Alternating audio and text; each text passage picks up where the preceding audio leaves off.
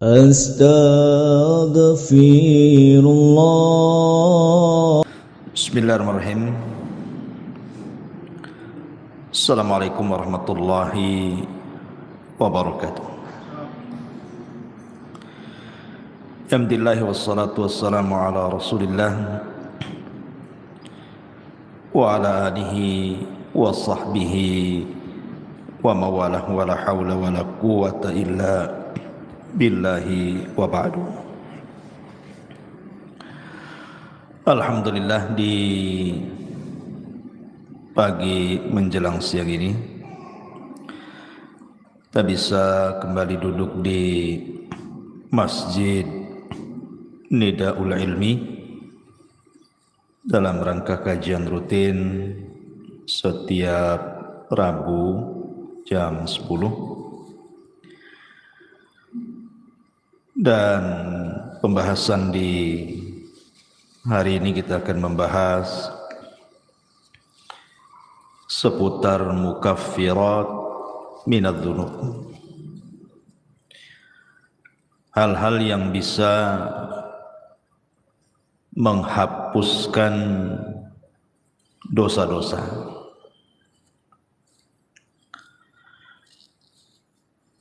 Tapi yang dimaksud di sini tentu tidak semua dosa, karena dosa itu terbagi menjadi 3. Ada dosa yang disebut dengan dosa yang paling besar yang tidak mungkin diampuni, seperti kesyirikan. Itu tidak mungkin diampuni kecuali kalau dia bertobat. Karena itu berdasarkan nas Al-Quran, innallaha la yaghfiru an yushraka bihi wa yaghfiru ma duna dzalika liman yasha. Allah tidak akan mengampuni dosa orang yang menyekutukannya, dan Allah hanya mengampuni dosa selain itu. Yang kedua, ada dosa yang berkaitan dengan manusia, dan ini yang ditangguhkan ampunannya. Walaupun seseorang sudah meminta ampun kepada Allah Subhanahu wa taala, kalau belum mendapatkan keridhaan dan keikhlasan orang yang kita sakiti, kita zalimi, kita ambil haknya, kita rampas kehormatannya, dan begitu seterusnya, maka Allah Subhanahu wa taala tidak akan mengampuninya sampai ada kerelaan orang yang dizaliminya. Dan kalau dia sampai mati dan tidak kunjung pula mendapatkan kerelaannya, maka nanti akan terjadi qisas pada hari kiamat. Kemudian yang ketiga, inilah dosa antara kita dengan Allah Subhanahu wa taala. Inilah yang kita akan bahas, adalah dosa-dosa yang berkaitan kita dengan Allah Subhanahu wa taala selain syirik ataupun dosa yang berkaitan dengan orang lain. Banyak perkara-perkara sebenarnya yang hanya dengan melakukan amalan-amalan tertentu,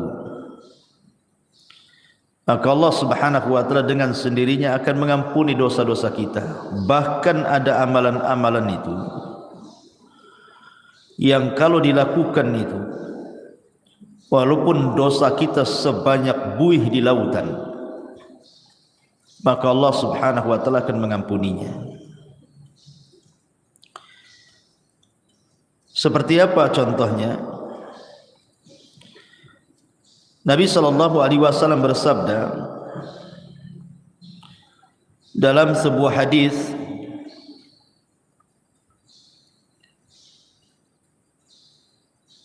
yang dikeluarkan oleh Imam Muslim dan yang lainnya,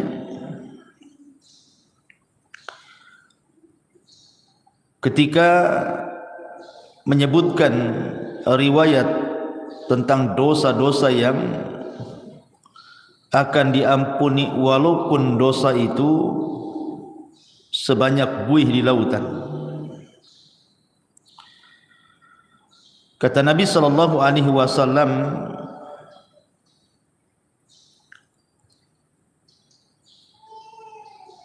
disebutkan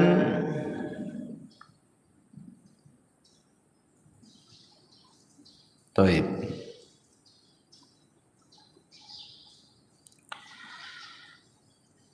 Dari Himran dia mengatakan, falamma tawadda'a Uthman qala wallahi la uhaddithannakum hadithan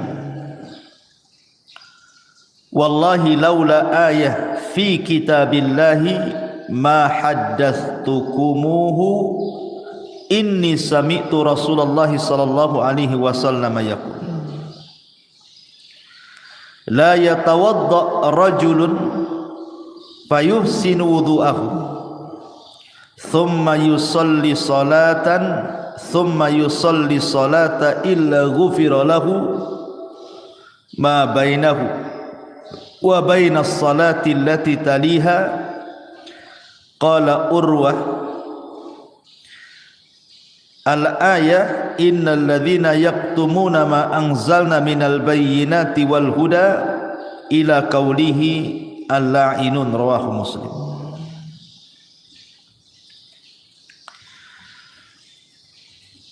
Dari Himran dia mengatakan,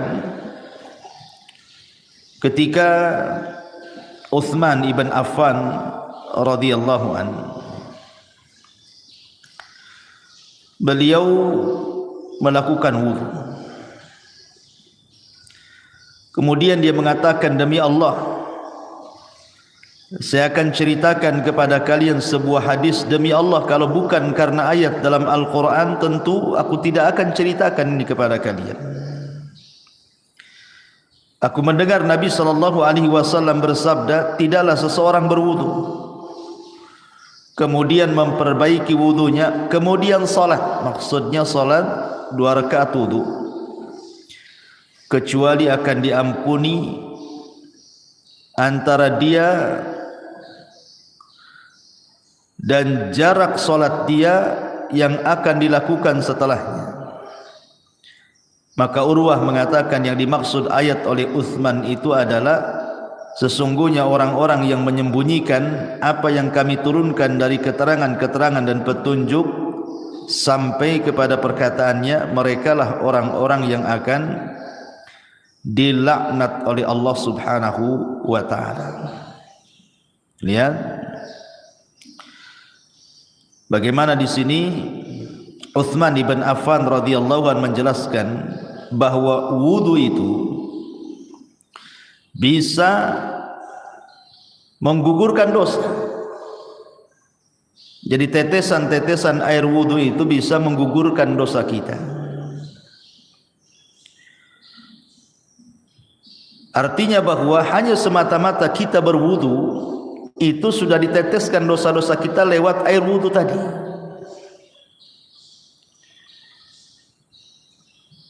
Bahkan Nabi SAW juga mengatakan dalam riwayat Muslim dari Abi Hurairah radhiyallahu anhu, man sabbahallaha fi duburi kulli salatin thalathan wa thalathin wa hamidallaha thalathan wa thalathin wa kabbarallaha thalathan wa thalathin fatilka tis'atan wa tis'un wa qama tamamul mi'ati la ilaha illallah wahdahu la syarika lah lahul mulku wa lahul hamdu wa huwa ala kulli syai'in qadir ghufirat khotoyahu wa in kanat mithla zabadil bahri. Jadi kalau seandainya wudu tadi Bu itu sudah menggugurkan dosa, semata-mata ibu wudu itu bisa menggugurkan dosa tuh dari air-air wudu itu. Kemudian ibu melaksanakan sholat wajib, Setelah salat wajib itu kan ada zikir, Bu. Lihat bagaimana keutamaan zikir ba'da salat itu. Barang siapa yang bertasbih setiap selesai salat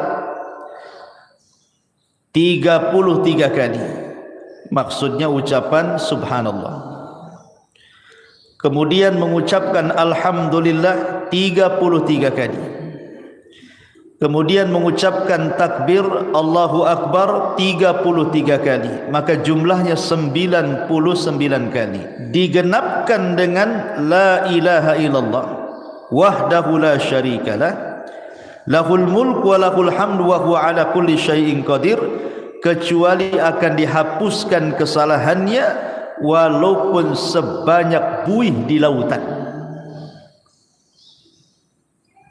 Jadi jangan pernah meremehkan zikir setelah solat, Bu. Lihat bagaimana keutamaannya, luar biasa. Siapa yang bisa menghitung buih di lautan? Tidak ada. Tapi Nabi SAW mengatakan walaupun dosa kita seperti buih di lautan akan diampuni. Kemudian contoh yang lain dari Abu Hurairah radhiyallahu an, hadis ini disepakati Bukhari dan Muslim. Nabi SAW mengatakan man qala subhanallah wa bihamdi fi yaumin mi'ata marratin huttat khatayahu wa in kanat mithla zabadil bahri.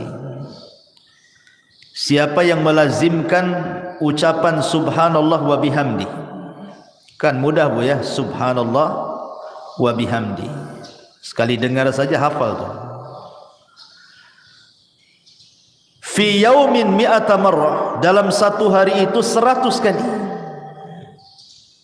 Pamannya ibu bagilah, pagi berapa kali, siang berapa kali, sore berapa kali, malam berapa kali, pokoknya 100 kali dalam sehari. Tapi lihat pahalanya, maka akan dihapuskan kesalahannya walaupun seperti buih di lautan. Subhanallah, hanya mengucapkan subhanallah wa bihamdi 100 kali itu sudah menghapuskan kesalahan kita walaupun sejumlah buih di lautan. Atau contoh yang lainnya, hadis dari Abi Hurairah yang dikeluarkan oleh Imam An-Nasa'i dan Ibnu Hibban dalam sahihnya, man qala hina ya'wi ila firashihi la ilaha illallah wahdahu la syarika lah lahul mulk wa lahul hamdu wa huwa ala kulli syai'in qadir la haula wa la quwwata illa billahil aliyyil azim subhanallah walhamdulillah wa la ilaha illallah Allahu akbar ghufirat lahu dhunubuhu aw khatayahu wa in kanat mithla zabadil bahri. Siapa yang menuju pembaringannya sebelum tidur, maksudnya, Bu, ibu baca la ilaha illallah wahdahu la syarikalah, tidak ada sembahan yang berhak disembah kecuali Allah, dialah semata yang tidak ada sekutu baginya. Lahul mulku wa lahul hamdu, baginya kerajaan, baginya pujian, wa huwa ala kulli syai'in qadir, dan dia atas segala sesuatu maha mampu. La haula wa la quwwata illa billahil aliyyil azim, tidak ada daya dan kekuatan kecuali milik Allah yang maha tinggi lagi maha agung. Subhanallah, maha suci Allah. Walhamdulillah, segala puji hanya milik Allah. Wa la ilaha illallah, tidak ada sembahan yang berhak disembah kecuali Allah. Wallahu akbar, dan Allah maha besar, kecuali akan diampuni dosanya atau kesalahannya walaupun kesalahan ibu itu sejumlah buih yang ada di lautan. Hanya membaca 1 kali ini saja loh sebelum tidur, Bu. La ilaha illallah wahdahu la syarikalah lahul mulku wa lahul hamdu wa huwa ala kulli syai'in qadir la haula wa la quwata illa billahil aliyyil azim subhanallah walhamdulillah wa la ilaha illallah Allahu akbar. Cukup menghapuskan kesalahan kita walaupun sejumlah buih yang ada di lautan. Subhanallah Bu ya, lihat. Sebenarnya amalan-amalan zikir seperti ini itu kan bisa kita lakukan. Karena zikir itu bisa dilakukan, anak kecil bisa melakukannya, orang remaja bisa melakukannya, orang dewasa bisa melakukannya, orang tua bisa melakukannya, laki-laki bisa, perempuan bisa, kapanpun bisa. Tidak harus mengeluarkan modal, yang penting dihafal, dibaca. Tapi lihat pahalanya, menunjukkan bahwa zikir itu amalan yang luar biasa.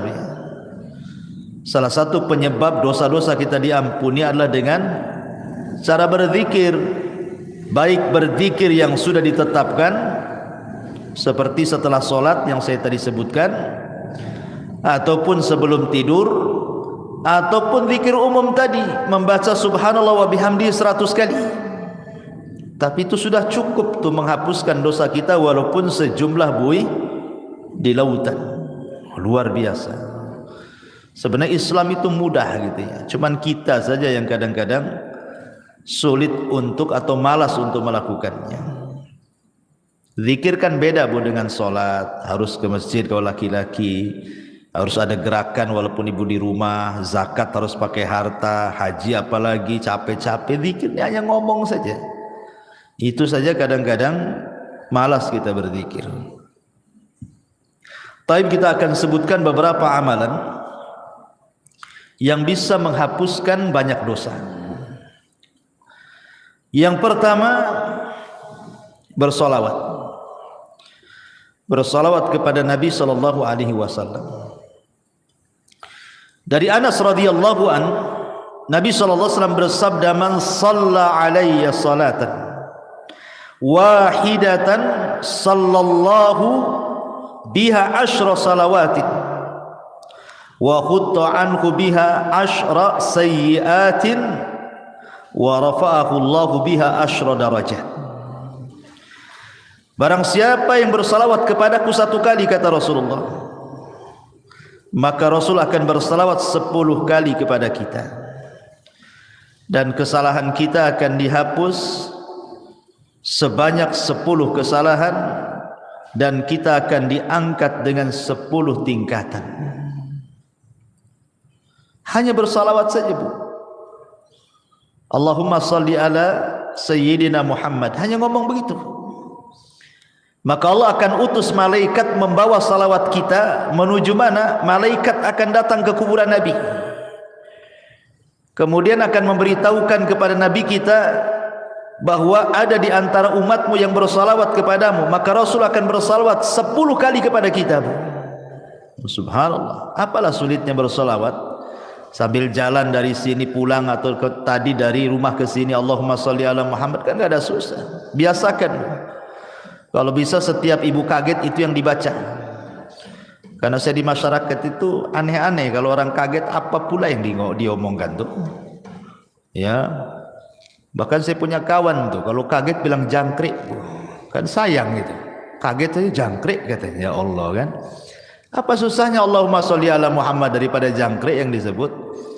Ya, jadi salawat itu 1 kali sudah menghapuskan 10 kesalahan dari kita, mengangkat lagi 10 derajat dari kita. Rasul pula bersalawat 10 kali kepada kita. Ini yang pertama. Yang kedua adalah al-istighfar. Astagfirullah, astagfirullah, kan itu Bu ya. Kan mudah itu istighfar, sambil sini jalan pulang itu kan bisa astagfirullah, astagfirullah gitu ya.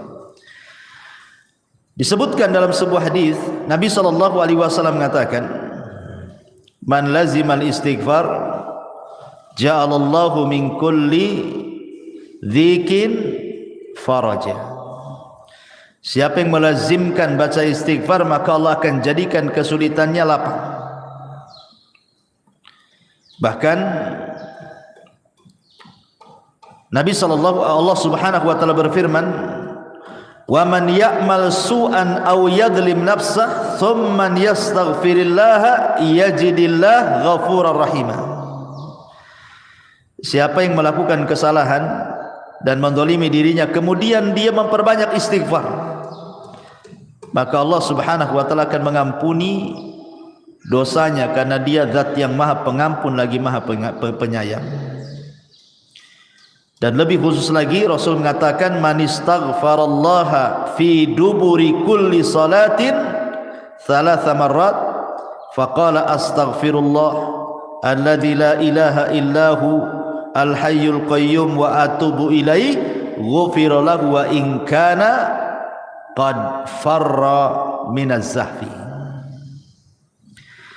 Barang siapa yang mengucapkan astaghfirullah setiap selesai solat 3 kali saja, astaghfirullah alladzi la ilaha illahu al-hayyul qayyum wa atubu ilaih, maka Allah akan ampuni walaupun dia membawa dosa pernah lari dari pertempuran. Lari dari peperangan itu, Bu, dosa besar. Enggak boleh orang lari dari peperangan itu, kecuali kalau musuhnya lebih banyak. Umpamanya lebih dari 3 orang, 1 melawan 3 orang, boleh lari. Tapi 1 melawan 2 orang enggak boleh lari, sebab kalau lari dosa besar. Walaupun dia punya dosa besar, lari dari pertempuran, kalau dia istighfar 3 kali setelah sholat, Allah akan ampuni dosanya. Luar biasa. Ini yang kedua. Yang ketiga, salawatul khams, salat 5 waktu. Dari Abu Hurairah radhiyallahu an, Nabi SAW bersabda yang dikeluarkan Imam Muslim, as-salawatul khamsu wal jum'ati ilal jum'ati kafaratun lima bainahunna ma lam taghshal kabair. Salat 5 waktu dan Jumat ke Jumat adalah kafarah bagi dosa-dosanya selama dia tidak menenggelamkan diri dengan dosa besar. Sekarang ini, Bu, melakukan dosa kecil itu mudah sekali. Kalau dulu mungkinlah ya melakukan dosa kecil tetapi agak sulit gitu ya. Tapi kalau sekarang ini hampir tiap hari kita melakukan dosa kecil, Bu. Karena setiap kita ini punya handphone masalahnya.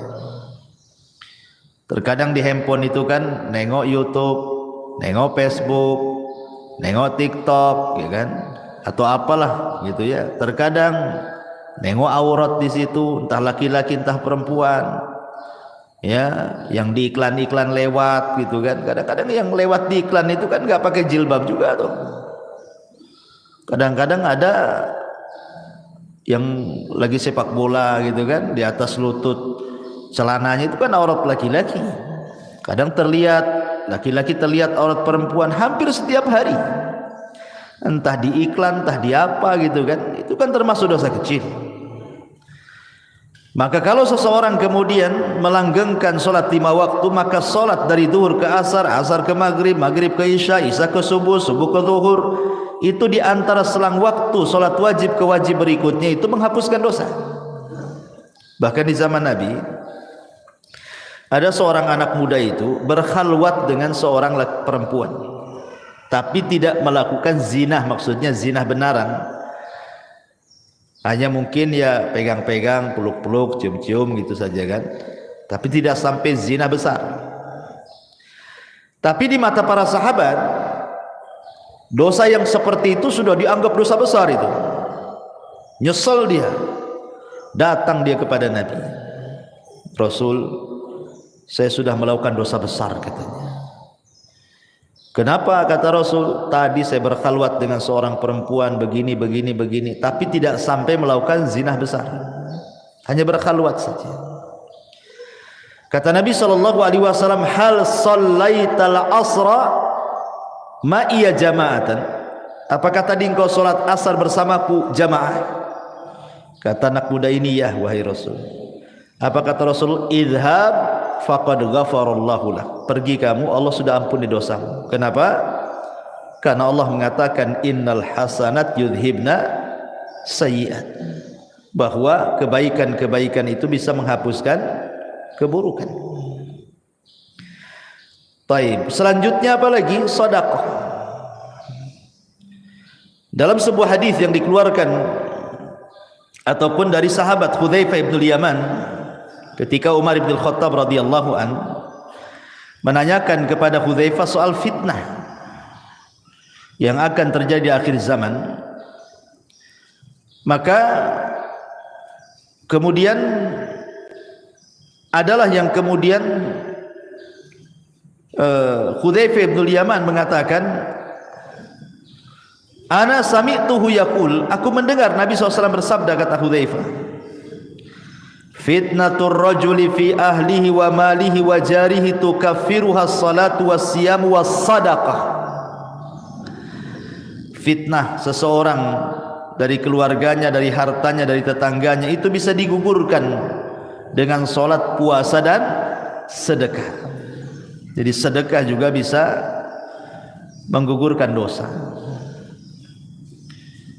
Bahkan kalau seandainya sedekah itu dilakukan secara sirriyah, tidak terang-terangan, Bu, yang tahu hanya ibu dengan Allah Subhanahu wa taala saja.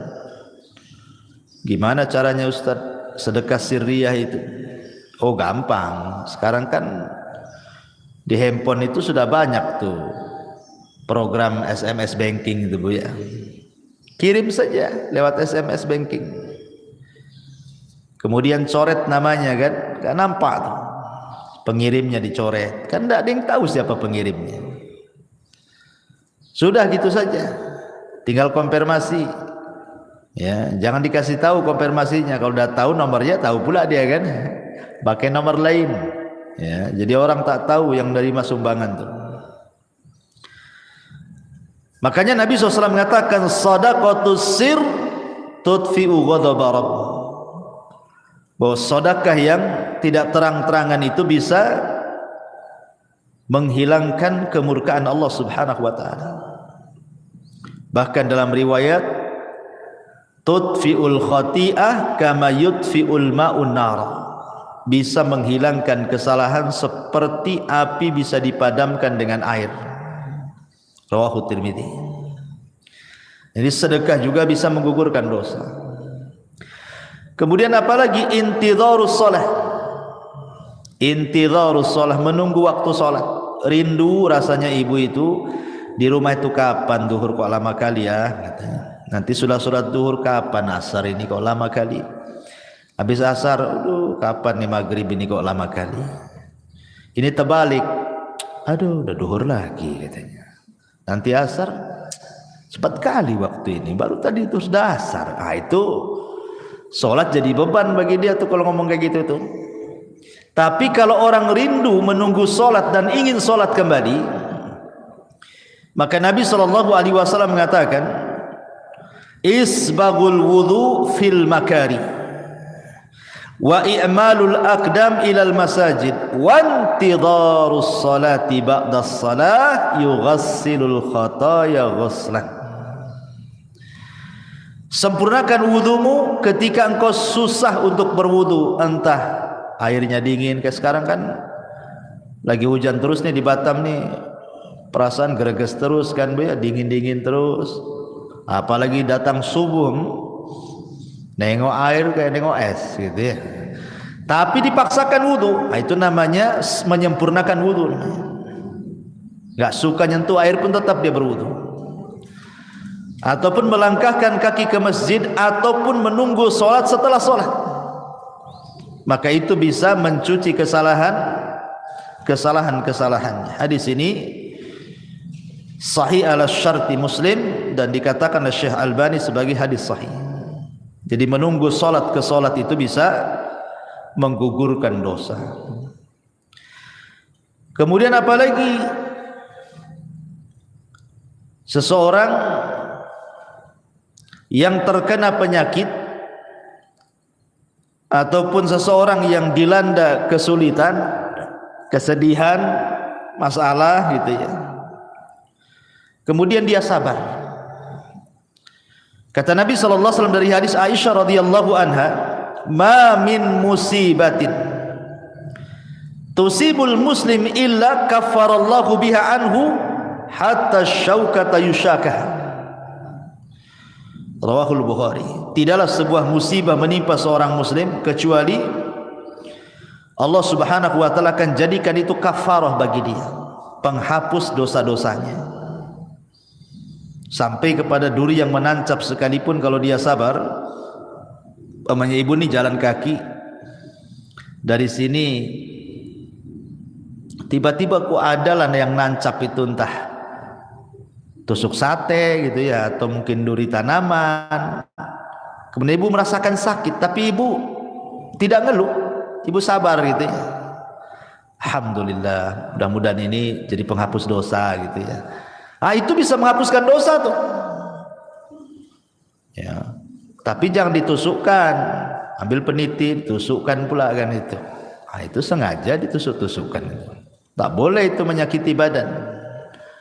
Karena badan ini milik Allah. Dari ujung rambut sampai kaki itu milik Allah, tidak boleh disakiti. Kalau kita disakiti oleh diri sendiri, sengaja ambil peniti dicolokkan gitu ya ke badan kita, berdosa kita. Karena badan ini amanah Allah, milik Allah semuanya, harus dijaga. Ya. Kemudian juga mengucapkan alhamdulillah setelah makan, Bu. Ibu makan nih, makan apa saja, entah makan nasi, entah makan bakso, entah makan mie, entah makan apa sajalah ya. Yang penting setelah makan, ibu mengucapkan alhamdulillah. Man akala ta'aman thumma qala alhamdulillah. Barang siapa yang mengucapkan alhamdulillah setelah dia makan, maka ghufira lahu ma taqaddama min dzambi wa ma ta'akhkhar. Dia akan dihapuskan dosa-dosanya yang telah dan yang berlalu. Subhanallah. Hanya mengucapkan alhamdulillah saja habis makan, Bu. Itu sudah bisa menghapuskan dosa, kan luar biasa. Apalah susahnya alhamdulillah habis makan. Ya.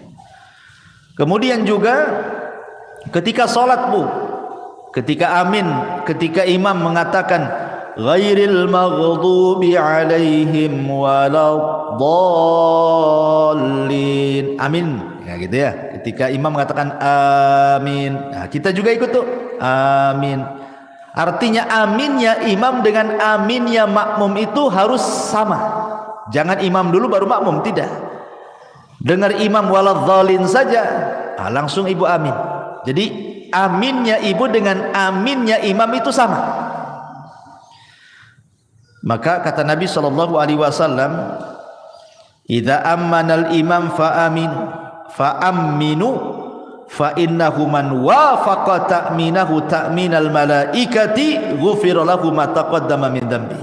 Lihat, apabila imam mengucapkan amin, maka aminlah. Maka barang siapa yang cocok antara aminnya ia dengan aminnya makmum, setara gitu ya, sama-sama, kemudian bertepatan pula dengan aminnya malaikat, maka akan diampuni dosa-dosanya. Coba ngucapin amin saja loh, diampuni dosanya, luar biasa ya. Tapi yang benar, jangan kayak anak-anak amin yang kayak gitu ya. Jadi harus ada wazannya amin itu. Amin itu dibaca dua wazan, Bu. Bisa menggunakan wazan fa'ilun ya, atau fa'ilun, dibaca amin atau amin. Nah, dua bacaan, Bu. Amin itu dua bacaan, ala wazni fa'ilun atau fa'ilun gitu ya. Bisa dibaca amin ataupun amin. Nah, dua-duanya boleh. Karena arti amin itu artinya ya Allah kabulkan doaku. Allahumma istajibli, itu arti amin itu. Jadi jangan main-main dengan amin itu, karena amin itu meminta kepada Allah agar doa kita dikabulkan dalam sholat. Kemudian juga contoh amalan yang lain adalah al-masyu ilal masajid, melangkah ke masjid. Itu pun termasuk yang bisa menggugurkan dosa. Seperti hadis yang tadi saya baca, isbagul wudu alal makarih wa kathratul khuta ila al masajid ghufira lahu ma taqaddama min dhanbi. Kemudian juga yang selanjutnya, bagi laki-laki al muhafadzati ala salatil jum'ah, yang menjaga salat Jumat. Karena Rasul mengatakan al-jum'atu ila al-jum'ati kafaratun lima bainahuma. Subhanallah. Jadi kalau seorang laki-laki melaksanakan Jumat nih, pemain Jumat ini, betul-betul dia melaksanakan Jumat. Kemudian nanti ketemu Jumat minggu depan tuh Bu, antara Jumat sekarang dengan Jumat minggu depan itu dosa kita sudah diampuni itu. Ya, makanya ibu dorong suami itu jangan malas-malas ke masjid untuk sholat Jumat kalau datang Jumatan itu. Cepatlah bang ke masjid biar dapat unta. Nanti kalau terakhir nggak dapat tuh telur ayam pun tidak dapat gitu ya. Kemudian juga yang bisa menghapuskan dosa adalah kafaratul majlis Bu. Ingat ibu ya, kafaratul majlis itu penting Bu. Ibu umpamanya datang ke arisan atau mungkin datang ke kondangan, atau ibu main ke rumah kawan, entah berdua, entah bertiga, entah berempat, ngobrol lah ibu di situ sambil makan rujak, ya kan? Nanti ibu setelah pulang Bu, setelah selesai mau balik nih Bu ya, jangan lupa Bu baca kafaratul majlis. Subhanakallahumma bihamdika asyhadu an la ilaha illa anta astaghfiruka wa atubu ilaih. Kata kawannya, kayak ustad aja katanya, ini habis ngaji ya. Bukan kafaratul majlis, bukan penutup kajian. Kafaratul majlis itu penutup majlis. Kenapa Bu disarankan membaca kafaratul majlis?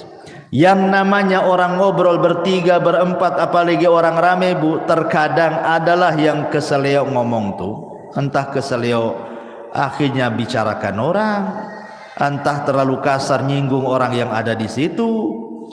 Coba bayangkan, coba ibu datang ke rumah kawan tak ada dosa, tahu-tahu ngobrol di situ jadi punya dosa. Akhirnya apa? Gibain orang, atau mungkin tersinggunglah orang yang ada di situ dengan ucapan ibu gitu ya, atau dengan intonasi ibu disangka ibu marah, jadi orang nggak enak kan. Nah, supaya hilang dosa-dosa di majelis itu Bu, pulang tak bawa dosa, berangkat tak bawa dosa, gitu maksudnya. Supaya pulang pergi itu betul-betul tak bawa dosa. Jangan pula berangkat tak bawa dosa, pulang pula bawa dosa.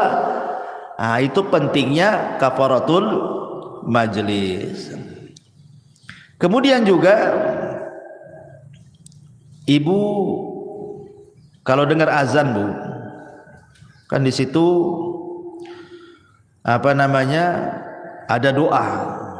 Ya, doa apabila ibu mendengar suara muazzin. Kata Nabi SAW, biasakan kalau umpamanya ibu kan setelah membaca, kata Rasul kalau muazzin bilang Allahu Akbar ya kita Allahu Akbar kan itu ya, sampai kepada hayya ala taini ya, hayya ala shalah ya al falah, kan tidak sama tuh jawabannya. Ibu membaca la haula wala quwata illa billah, habis itu kemudian membaca doa azan kan, Allahumma rabba hadhihi da'wati tamah sampai selesai. Selepas itu ibu membaca asyhadu an la ilaha illallah wahdahu la syarikalah wa anna muhammadan abduhu wa rasuluhu raditu billahi rabbah wa bi muhammadin rasulah wa bil islami dina ghufira lahu min dzambihi. Kalau ibu membaca selepas mendengar azan asyhadu an la ilaha illallah wahdahu la syarikalah wa anna muhammadan abduhu wa rasuluh raditu billahi rabba wa bi muhammadin nabiyya atau rasula wa bil islami dina, maka akan diampuni dosa-dosanya. Coba hanya ngomong begitu saja diampuni dosa-dosanya ya. Kemudian juga at-tasamuh wal af, at-tasamuh wal af, memaafkan orang dan berlapang dada dari orang. Karena dalam sebuah ayat surah Al-Imran ayat 133 sampai 134 Allah mengatakan, wasari'u ila maghfiratin min rabbikum wa jannatin arduhas samawati wal ardu uiddat lil muttaqin. Bersegeralah kalian kepada keampunan Rabb kalian, karena sorga seluas langit dan bumi diperuntukkan untuk orang-orang yang bertakwa. Siapa orang yang bertakwa di sini? Alladzina yunfiquna fis sarra'i wadh dharra wal kadhiminal ghaid wal afina 'anil nas wallahu yuhibbul muhsinin. Orang yang bertakwa yang disediakan sorga seluas langit dan bumi itu, yang akan mendapatkan ampunan itu adalah orang-orang yang berinfak baik dalam kondisi senang ataupun susah, dan orang-orang yang menahan emosi dan mudah memaafkan manusia. Tahan emosi, kalau lagi marah tahan, itu bisa menghapuskan dosa, Bu.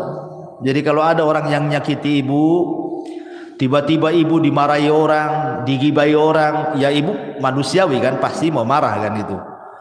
Tapi ibu tahan-tahan marahnya. Ketika ibu menahan marah itulah dosa ibu diampuni itu. Apalagi sampai memaafkan, kasih uzur, sudahlah, saya maafkan, memang dia gitu sih, biasalah dia gitu. Dimudahkan itu ya, disederhanakan masalah, jangan dibesar-besarkan, nanti jadi tengkar. Itu saja bisa menghapuskan dosa. Kemudian yang lain juga bacaan tahlil, Bu, bacaan la ilaha illallah. Kata Nabi SAW, man qala la ilaha illallah wahdahu la syarika lahul mulku wa lahul hamdu wa huwa ala kulli syai'in qadir fi yaumin mi'ata marrah. Barang siapa yang mengucapkan la ilaha illallah wahdahu la syarika lahul mulku wa lahul hamdu wa huwa ala kulli syai'in qadir, dalam satu hari itu 100 kali, Bu. Apa kata Rasul? Kanat adlu asyri riqabin wa kutibat lahu mi'atu hasanatin wa muhiyat anhu mi'atu sayyiatin. Maka sebanding dengan memerdekakan 10 budak, akan dicatat 100 kebaikan, akan dihapus 100 kesalahan. Masya Allah ya. Ibu merdekakan budak dari mana duitnya, Bu? Cukup membaca ini saja 100 kali sama dengan ibu merdekakan budak 10 budak. Cukup tidak dicatat lagi 100 kebaikan, cukup tidak dicatat lagi, dihapus lagi 100 kesalahan. Hanya ngomong begini, Bu ya, 100 kali. Ibarat kita infak gitu ya, untuk memerdekakan. Harga budak tuh tak tahu sekarang berapa tuh ya. Tapi cukup membaca ini 100 kali saja sudah sama dengan memerdekakan 10 budak. 100 kesalahan dihapus, 100 kebaikan dicatat. Subhanallah. Termasuk juga, Bu, salatu rakaataini, salat 2 rakaat apabila ibu melakukan dosa. Ibu habis gibah nih di tetangga nih, lama pula gibahnya setengah hari, baru balik, aduh mak, saya sudah gibai orang nih, nantilah, langsung ibu telepon sama yang digibai itu, saya minta maaf loh, tadi saya yang gibai anti loh, minta maaf ya. Habis itu ngomong sama kawan-kawannya yang satu majelis tuh, saya nggak ikut-ikut loh katanya. Nah, ibu langsung sholat 2 rakaat tuh, sholat tobat namanya ya. Maka kata Nabi SAW, ma min abdin aznaba dzamban fayuhsinu tuhur thumma yaqumu fayusalli rak'ataini thumma yastaghfirullah illa ghufiralah. Tidaklah seorang hamba melakukan dosa kemudian dia memperbaiki wudu, kemudian dia salat 2 rakaat salat taubat, bertobat kepada Allah, kecuali Allah akan ampuni itu dosa-dosanya ya. Kemudian juga yang bisa menghapuskan dosa adalah ittiba'us sayyi'ah al-hasanah, ikuti yang buruk dengan yang baik. Jadi kalau seandainya satu hari ini kita melakukan keburukan, maka buatlah satu hari ini juga melakukan kebaikan. Boleh jadi mungkin satu hari ini ibu tidak sadar marahi orang, orang yang dimarahinya mungkin ya kita tidak tahu apakah dia menerima atau tidak gitu kan. Tapi mungkin ibu melakukan hal yang sama. Buatlah kebaikan di situ juga. Kalau tadi marah-marah, sekarang ngomong yang baik-baik, yang santun-santun sama orang gitu ya. Jadi imbangi itu keburukan dengan kebaikan. Sebagaimana yang sering saya katakan, kalau ibu melakukan dosa yang tidak terang-terangan dalam satu hari ini 2 kali, maka lakukan juga amalan yang baik yang tidak terang-terangan 2 kali juga, supaya bisa menghapus kesalahan tadi. Karena Rasul yang mengatakan wa atbi'is sayyi'atal hasanata tamhuha. Ikutilah yang buruk dengan yang baik. Yang baik itu pasti mengalahkan yang buruk. Innal hasanat yudhibnas sayyi'at. Karena kebaikan itu bisa menghilangkan keburukan. Termasuk juga orang-orang yang mati syahid, orang-orang yang terlibat dalam perang gitu ya. Karena Rasul yang mengatakan Allah akan mengampuni dosa orang yang mati syahid apapun dosanya kecuali utang. Kecuali kalau dia punya utang lain, kata Rasul. Termasuk juga at-taubatus shadiqah. Bertobat betul-betul sebelum matahari terbit dari barat ataupun sebelum nyawa di kerongkongan. Nah, itu bisa menghapuskan dosa. Termasuk juga puasa. Pertama puasa Asyura, puasa di bulan Muharram, tanggal 10 bulan Muharram. Kata Rasul, yukaffiru sanatal madiyah, menghapuskan dosa 1 tahun ke belakang, rawahu Muslim. Ataupun puasa Arafah tanggal 9 bulan Dzulhijjah umpamanya ya. Rasul mengatakan yukaffirus sayyi'atal madiyatal baqiyah. Kalau puasa tanggal 9 Dzulhijjah ini lebih hebat lagi pahalanya, dihapuskan kesalahannya setahun ke belakang dan setahun ke depan, luar biasa. Ataupun puasa bulan Ramadan. Nah, itu kalau Ramadan jelas-jelas Bu ya. Puasanya, sholat malamnya, Lailatul Qadarnya, itu menghapuskan dosa semua tuh. Kata Nabi SAW, man shoma Ramadanan, wa fi riwayatin man qama Ramadanan, wa fi riwayatin man qama Lailatul Qadrin imanan wa ihtisaban ghufira lahu ma taqaddama min dhanbi. Barang siapa yang puasa di bulan Ramadan, dalam riwayat barang siapa yang sholat malam di bulan Ramadan, dalam riwayat yang lain barang siapa yang mendirikan Lailatul Qadar penuh iman dan mengharap pahala, maka Allah akan ampuni dosa-dosanya. Nah, ini juga perkara-perkara yang bisa menghapuskan dosa, termasuk haji dan umroh kalau ibu punya uang. Karena Nabi SAW yang mengatakan man hajja lillahi falam yarfus walam yafsuq raja'a ka yaumin waladathu ummuhu. Siapa yang haji karena Allah Bu, bukan karena manusia, dia tidak mengeluarkan kata-kata kotor selama haji, tidak melakukan kemungkaran selama haji, kefasikan, kecuali pulang Bu seperti anak bayi. Anak bayi kan gak punya dosa Bu. Nah, itulah keutamaan orang haji. Pulang saja gak punya dosa dia. Begitu juga umroh. Al-umratu ilal umrati kafaratun lima bainahuma. Umroh satu ke umroh berikutnya itu setahun, bapaknya umroh nih, tahun ini umroh, tahun depan umroh lagi, setahun itu dihapuskan dosa-dosanya dari umroh ke umroh. Subhanallah ya. Maka ini kesempatan bagi orang-orang kaya nih, kalau memang punya uang berangkat ya. Karena ini salah satu yang bisa menggugurkan dosa. Tentu yang paling besar dari semuanya, dari semua yang saya jelaskan dari awal sampai akhir tadi, yang paling besar yang bisa menghapuskan dosa adalah at-tauhid ya. Tidak menyekutukan Allah, tidak menyekutukan Allah, dan beriman kepada dan beramal saleh. Tauhid, tauhid ini penting. Kemudian juga amal saleh secara umum, apapun amal solehnya, sebagaimana Allah mengatakan dalam surah Al-Ankabut ayat 7, walladzina amanu wa amilus solihat lanukaffiranna anhum sayyiatihim. Orang-orang yang beriman dan beramal saleh, sungguh kami akan menggugurkan kesalahan-kesalahan mereka, termasuk berusaha menjauhi dosa-dosa besar.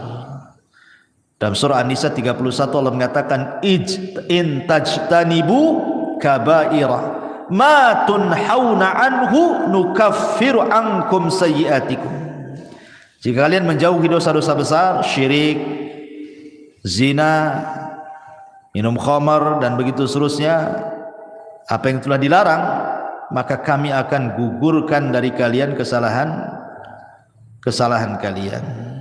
Termasuk juga berusaha menjadi orang yang takwa, menjalankan perintah, menjauhi larangan gitu ya. Karena Allah mengatakan wa man yattaqillaha yukaffir anhu sayyiatihi, barang siapa yang bertakwa kepada Allah maka Allah akan hapuskan dosa-dosanya. Dan juga penting taubah as-sadiqah, betul-betul bertobat dengan tobat yang jujur. Tapi kalau seandainya ini berkaitan dengan dosa besar, maka ada tambahan, bukan hanya sekedar amalan-amalan yang saya tadi sebutkan. Kalau berkaitan dengan dosa besar, ada lagi tambahan. Pertama, ikhlas, niat ingin bertobat. Yang kedua, al-iqla', betul-betul melepas dosa dan meninggalkan. Yang ketiga, an-nadam, menyesal kenapa saya melakukan dosa. Yang keempat, aqdul azmi, betul-betul berjanji tidak mungkin kembali ke dosa itu.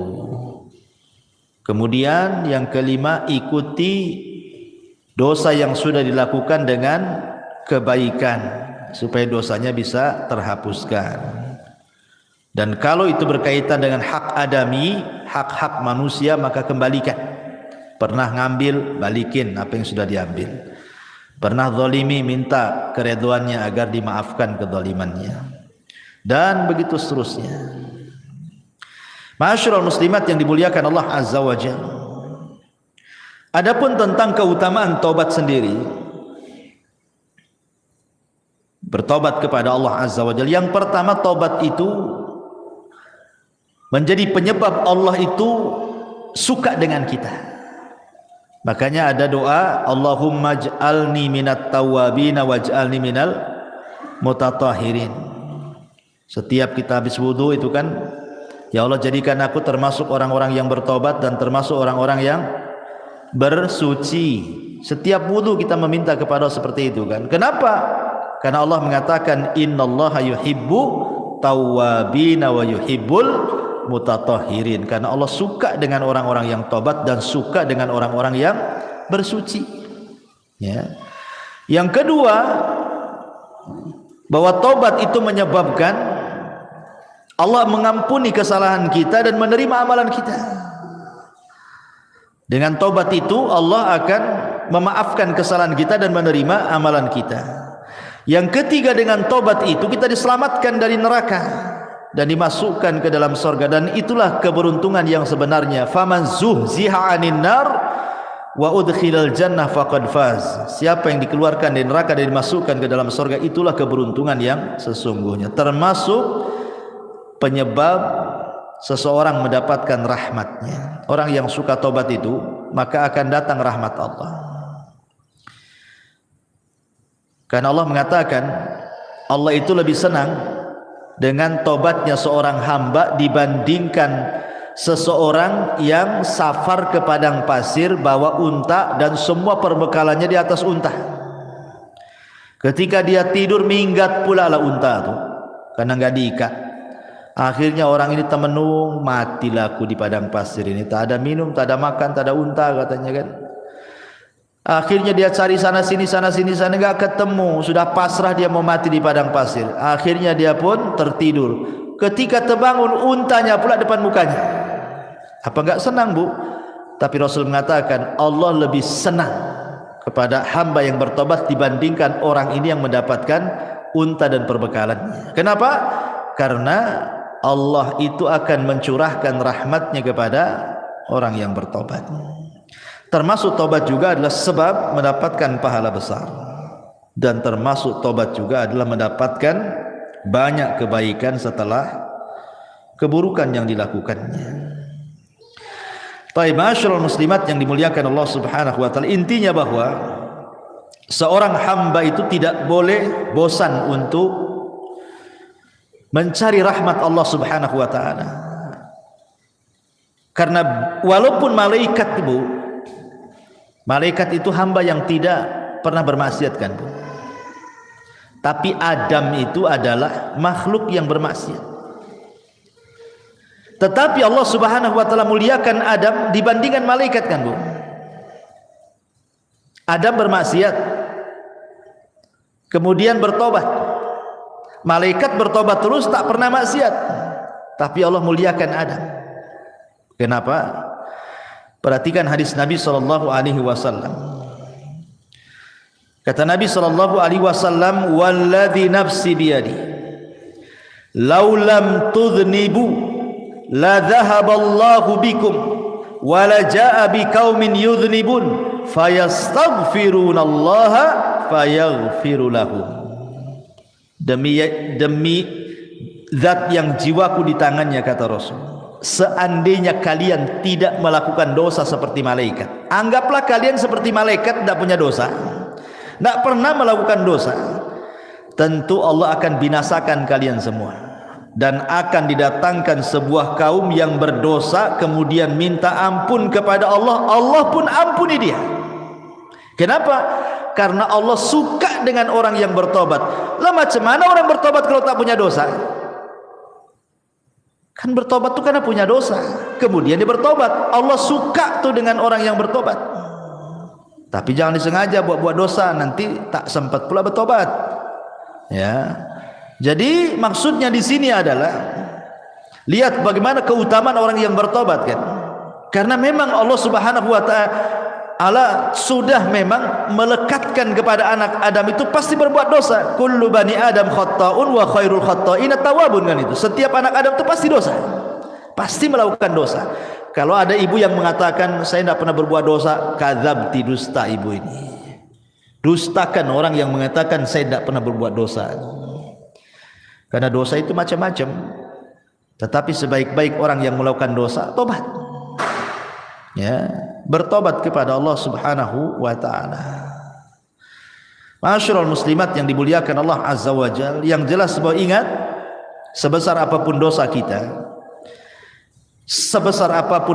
walaupun sampai membumbung ke langit sekalipun, sampai ke awan lah dosa kita itu saking banyaknya. Kalau kita datang betul-betul menghadap Allah ingin bertobat, apa dalam hadis qudsi itu? Allah katakan, "Ya ibadi, lau dhunubuka ananas sama, thumma astaghfartani ghafartu laka ala ma kana minka wala ubali." Hei anak Adam, sekalipun dosamu melambung sampai ke langit, kata Allah, tapi kau datang kepadaku dengan ikhlas ingin bertobat, ku ampuni, aku enggak peduli, kata Allah. Lihat bagaimana luasnya rahmat Allah Subhanahu wa taala. Sampai Amr bin As ini kan Bu, seorang sahabat, dia baru masuk Islam setelah 20 tahun. Dia sama dengan Khalid bin Walid tuh, 20 tahun baru masuk Islam. Setelah lewat Islam 20 tahun baru masuk Islam tuh, Khalid bin Walid, Amr bin As, dan ada satu kawannya itu, 3 orang. Khalid bin Walid langsung masuk Islam, berbaiat kepada Rasul. Amr bin As pula ragu-ragu. Kata Rasul, "Kenapa kau ragu-ragu, hai Amr? Apakah kau ragu-ragu dengan agamaku?" Kata Rasul, kata Amr, "Bukan itu wahai Rasul. Aku ingin masuk Islam tapi ada syaratnya," kata Amr gitu. Kata Rasul, "Apa syaratnya?" "Begini Rasul, kau tahu apa yang sudah kulakukan kepadamu dan sahabatmu. Sampai ketika kaum muslimin hijrah ke Habasyah juga, Amr bin As yang melobi Najasyi untuk memulangkan. Kau sudah tahu dosaku banyak wahai Rasul. Saya siap masuk Islam. Pertanyaannya, aku minta syarat." Kata Rasul, "Apa syaratnya?" "Seandainya aku masuk Islam, maukah kau berdoa kepada Allah agar dosa-dosa yang selama ini kulakukan kepadamu dan sahabat-sahabatmu Allah ampuni?" Rasul pun tersenyum dan mengatakan, "Ya Amr, innal Islam yahjubu ma qabla." Amr, Islam itu menghapuskan dosa-dosa sebelum Islam. Sebagaimana taubat itu tahjubu ma qabla, menghapuskan dosa-dosa sebelum taubat. Artinya nikmat Allah, rahmat Allah itu luas. Di zaman Bani Israel ada 99 orang dibantai oleh preman, tapi dapat hidayah. Preman ini ingin bertaubat. Datang dia kepada seorang rahib, jahil pula rahib ini. "Rahib, Pak Pendeta, saya ingin masuk bertobat nih. Saya sudah membunuh 99 jiwa nih. Macam mana cara nebusnya nih?" Kata pendeta itu, "Oh, nggak bisa, kau dosamu udah banyak tuh. Satu orang kau bunuh saja besar, 99 pula kau bunuh. Tak bisa, nggak ada tobat bagimu." Gitu. Marah dia, dibantai pula tuh si rahib itu. Genaplah 100 jiwa dia bantai. Tapi dia tidak putus asa ingin bertobat. Ketemulah seorang alim. memang ahli ilmu gitu ya, bertanya, ada nggak tobat, saya sudah membunuh 100 jiwa, yang terakhir seorang rahib ku bantai gitu. Akhirnya kata sang alim nih, ada, tapi kau harus datang ke perkampungan. Kampung itu semua orang alim, orang soleh, orang baik. Kau gabunglah dengan mereka. Mudah-mudahan Allah berikan rahmat kau di sana. Menunjukkan apa? Lingkungan itu mempengaruhi tobat. Ya, berangkat dia di tengah jalan, antah berantah, mati pula dia, entah jatuh entah apa, mati dia. Belum sampai ke kampung yang dituju, datang malaikat azab mau ngambil ruhnya. Dia pantas masuk neraka katanya. Datang pula malaikat rahmat, bukan, dia ahli sorga karena sudah ada niat tobat. Kata malaikat azab, tidak bisa, dia sudah membunuh 100 jiwa, yang terakhir itu pendeta dibunuh dia katanya. Akhirnya rebutanlah ruhnya malaikat azab dan rahmat ini. Akhirnya Allah mengutus apa? Malaikat hakim. Kata malaikat hakim pemutus ini, tunggu dulu, jangan diputuskan apakah dia termasuk ahli nar atau ahli jannah katanya. Kita ukur dulu antara kematian dia jaraknya dengan kampung yang dituju, dengan kematian dia kepada orang yang bertanya. Kalau dekat kepada yang bertanya, masukkan dia ke neraka. Kalau dekat ke kampung yang dituju, masukkan dia ke sorga. Sebenarnya disebutkan dalam riwayat itu, dia itu baru keluar dari orang yang bertanya. Artinya desa yang dituju masih jauh itu sebenarnya. Tapi karena Allah luas rahmatnya, dilipatlah bumi itu sama Allah. Akhirnya didekatkan ke kampung itu. Padahal sebenarnya dekat ke yang ditanya karena baru keluar dari orang yang bertanya itu. Tapi karena rahmat Allah itu luas, dilipat bumi sama Allah, didekatkan ke kampung yang akan dituju bertobat. Subhanallah. Itulah kenapa Allah mengatakan inna rahmati taghlibu ghadabi. Rahmatku mengalahkan kemurkaanku. Allah lebih sayang. Ya, karena sudah ada niat tobat, dilipat bumi, dekatkan pula ke kampung bertobat, masuklah dia ke dalam sorga. Itu menunjukkan apa? Jangan putus asa dari rahmat Allah Azza wa Jalla. La taqnatu min rahmatillah, innallaha yaghfiru dzunuba jami'a. Jangan pernah putus asa dari rahmat Allah, karena Allah itu mengampuni semua dosa, sebesar apapun dosa, hatta syirik sekalipun. Anggaplah syirik sekalipun. Tapi kalau dia ingin bertobat kepada Allah Subhanahu wa taala, enggak ada mustahil. Allah itu Ghafurur Rahim. Allah itu maha menerima tobat siapapun. Dan harus yakin, ya, rahmat Allah itu luas. Rahmat Allah itu seluas-luasnya, sampai ada seorang anak muda di zaman Bani Israel, tidak pernah melakukan dosa 70 tahun. Mana ada zaman sekarang anak muda nggak melakukan dosa? Yang ada gemar melakukan dosa. Jadi ada anak muda di zaman Bani Israel itu 70 tahun dia tak berbuat dosa, meninggal dia, berdiri di pintu sorga. Kata Allah, masuk kau ke dalam sorga dengan rahmatku. Kata anak muda itu, tidak mau saya ingin masuk sorga dengan amalanku katanya. Kata Allah, masuk kau ke dalam sorga dengan rahmatku. Tidak, saya tidak akan masuk sorga dengan rahmatmu, tapi saya ingin masuk sorga dengan amalanku. Kalau memang aku pernah berbuat dosa, kemudian kau ampuni dosaku, kau masukkan aku ke sorga dengan rahmatmu, wajar. Aku loh tidak pernah berbuat dosa, masa dengan rahmatmu aku masuk sorga? Aku ingin masuk sorga dengan amalanku katanya. Kata Allah, baik, hitung berapa amalmu. Dihitunglah amalannya itu. Rupanya setelah dihitung amalannya tidak sebandinglah dengan satu nikmat Allah yang Allah berikan kepadanya berupa penglihatan. Takut dia tak masuk sorga. Akhir mengatakan, ya Rabb, sudahlah, nggak apa-apa, masukkan aku ke surga dengan rahmatmu saja katanya. Nah, lihat, jadi rahmat Allah itu luas. Jangan stres. Banyak orang yang stres gara-gara pernah melakukan dosa, ingin tobat, kayaknya Allah sudah tutup pintu tobat. Enggak, Allah itu beda dengan manusia. Kalau manusia kita sakiti, kita jengkeli, ya kan Bu, kemudian kita datang ke rumahnya, ngetuk pintu, tadi buka-buka sama dia. Tapi kalau Allah berbeda. Kalau kita hari-hari mengetuk pintu langit, minta ampun kepada Allah, Allah lah setiap hari loh, sepertiga malam akhir loh, menawarkan ampunannya kepada kita. Hei hamba-hambaku, kata Allah, man yad'uni fa astajibala, wa man yas'aluni fa u'tiya, wa man yastaghfiruni fa aghfirullah. Siapa yang berdoa aku kabulkan, siapa yang minta aku kasih, siapa yang minta ampun ku ampuni. Tiap malam Tiap sepertiga malam Allah mengatakan seperti itu. Ada kesempatan setiap hari. Dan hebatnya Allah itu, Bu, salah satu di antara sifat Allah itu atau nama-nama Allah itu ada sitir. Allah itu memiliki sifat sitir. Sitir itu apa, Bu? Menutup aib kita. Kita melakukan dosa di malam hari, Allah tutup pula aib kita di siang hari. Kita melakukan dosa di siang hari, Allah tutup aib kita di malam hari. Kurang apa Allah itu coba? Sudah kita berbuat dosa kepada Allah, Dia pula tutupi aib kita. Karena mulianya manusia itu karena ditutup aibnya sebenarnya. Coba kalau seandainya orang itu dibongkar aibnya, Bu, nggak ada orang menghormati orang itu, pasti meletakkan pasir semua di atas kepalanya. Imam Ahmad saja ngomong begitu. Ketika murid-muridnya datang kepada Imam Ahmad lagi belanja tuh di pasar tuh. Kata murid-muridnya, "Ya Imam, biar kami bawa barang-barangmu ke rumah. Kau jalan kaki saja. Kau kan guru kami," katanya. Kata Imam Ahmad, "Enak saja kau ini," katanya. "Kau kan nggak tahu aibku saja," kata Imam Ahmad. "Kalau kau tahu aibku, Allah bongkar aibku, pasti kau letakkan pasir di atas kepalaku. Aku dihormati itu karena Allah tutup aibku," katanya. Semua manusia, mau ustadznya, mau santrinya, mau awamnya, mau menterinya, mau presidennya, mau siapapun manusia di dunia ini, Bu, kalau sempat Allah bongkar aibnya, nggak ada manusia itu dihormati sama sekali.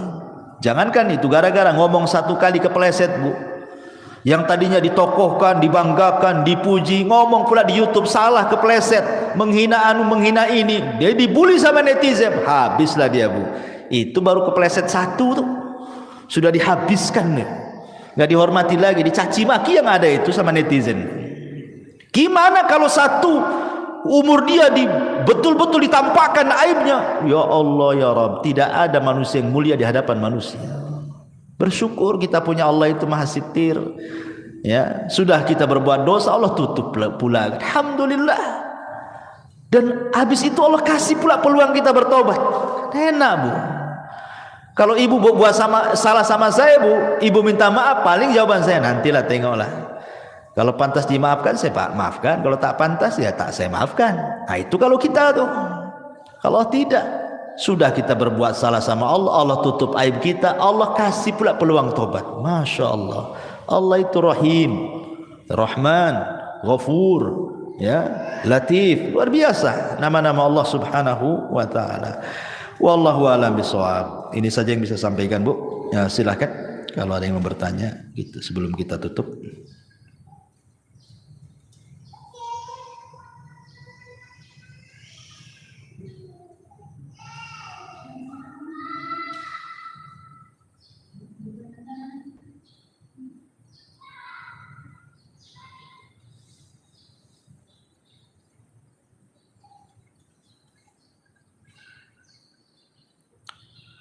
Alhamdulillah, belum ada yang bertanya. Nah, makin cepat makin baik. Subhanakallah bihamdika, asyhadu an la ilaha illa anta astaghfiruka wa atubu ilaik. Wallahu ta'ala alam. Assalamualaikum warahmatullahi wabarakatuh.